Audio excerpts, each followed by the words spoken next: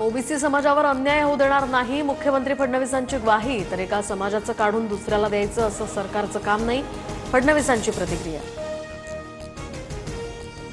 आधी भाऊबंदकीचं नाटक गाजलं आणि आता मनोमिलनाच्या नाटकाचं प्रमोशन सुरू आहे. उपमुख्यमंत्री एकनाथ शिंदेंचा ठाकरे बंधूंना टोला.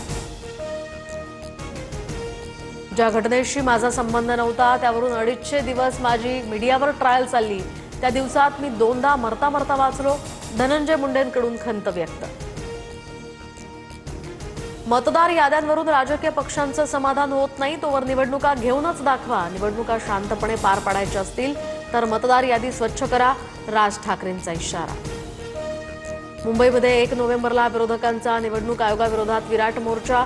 राऊतांकडून सर्वपक्षीय पत्रकार परिषदेत घोषणा. आयोगाला दणका देण्यासाठी रस्त्यावर उतरणार, राऊतांची माहिती. महाराष्ट्रातील अतिवृष्टीग्रस्तांना मदत देण्यासाठी केंद्राकडून आणखी 1566 कोटी रुपये मंजूर. मुख्यमंत्री फडणवीसांकडून अमित शहांचे आभार. एनडीआरएफचा दुसरा हप्ता म्हणून निधीला मान्यता.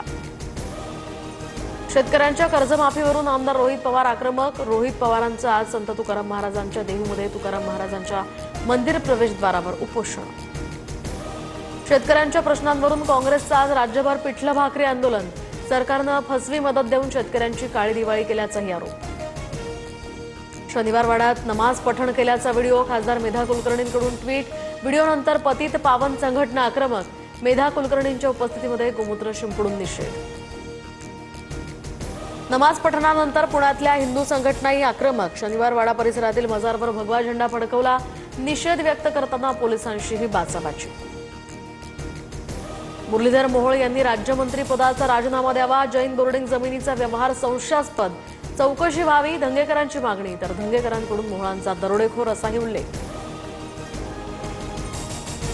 2024 मध्ये दोन्ही कंपन्यांमधून बाहेर पडलो आणि 2025 मध्ये कंपन्यांकडून जमिनीची विक्री व्यवहाराशी माझा कोणताही संबंध नाही.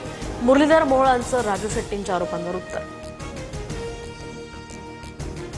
2 सप्टेंबरला काढलेला GR केवळ 4 जिल्ह्यांपुरताच मर्यादित. मंत्री चंद्रशेखर बावनकुळेंकडून स्पष्ट. काहींकडून मोर्चे मेळावे घेत फडणवीसांना बदनाम करण्याचा प्रयत्न. बावनकुळेंची भुजबळांवर टीका.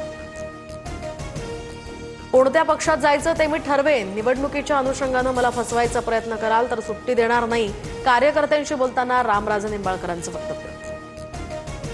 मुलगी दुसऱ्या धर्मातील मुलासोबत जात असल्यास पाय तोडा. लव्ह जिहाद प्रकरणी साध्वी प्रज्ञासिंग ठाकूरांचं वादग्रस्त वक्तव्य. तर मुलीचे पाय तोडण्यात कोणतीही कसर सोडू नका असंही विधान. सर्वांच्या जीवनात सुखसमृद्धी येवो म्हणत पंतप्रधान मोदींकडून भारतीयांना दिवाळीच्या शुभेच्छा. राज्यात लवकरच 1700 तलाठ्यांची भरती होणार. प्रक्रियाही सुरू. महसूल मंत्री चंद्रशेखर बावनकुळेंची माहिती. दिवाळीमध्ये भेसळीवर एफडीएची नजर. राज्यातनं 2 कोटींचे खाद्यपदार्थ जप्त. खवा, गाईचं तूप, खाद्यतेल, दूध, पनीर सह बटर आणि वनस्पती तूप तसंच भगरीमध्ये भेसळ. मुंबईतील हवेची गुणवत्ता घसरली. गुणवत्ता निर्देशांक 172 अंकांवर. प्रदूषणकारी फटाके फोडणं टाळण्याचं हवामान तज्ज्ञांचं आवाहन. पुण्यामध्ये मार्केट यार्डात पालेभाज्यांची आवक वाढली. पालेभाज्या 30 ते 40% स्वस्त. दिवाळीमुळे मालाला कमी उठाव असल्यानं दर पडले. चॅट जीपीटीला टक्कर देण्यासाठी स्वदेशी सर्वम AI हे मॉडेल सज्ज. डिसेंबरमध्ये किंवा जानेवारी 2026 पर्यंत हे ॲप लॉन्च होणार.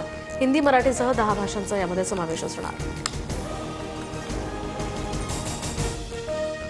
हाँगकाँगमध्ये कार्गो विमान रनवेवरून घसरून समुद्रात. विमान दुबईवरून हाँगकाँग विमानतळावर लँड होताना एका वाहनावर आदळलं. दुर्घटनेमध्ये 2 ग्राउंड स्टाफ समुद्रात पडल्याची माहिती.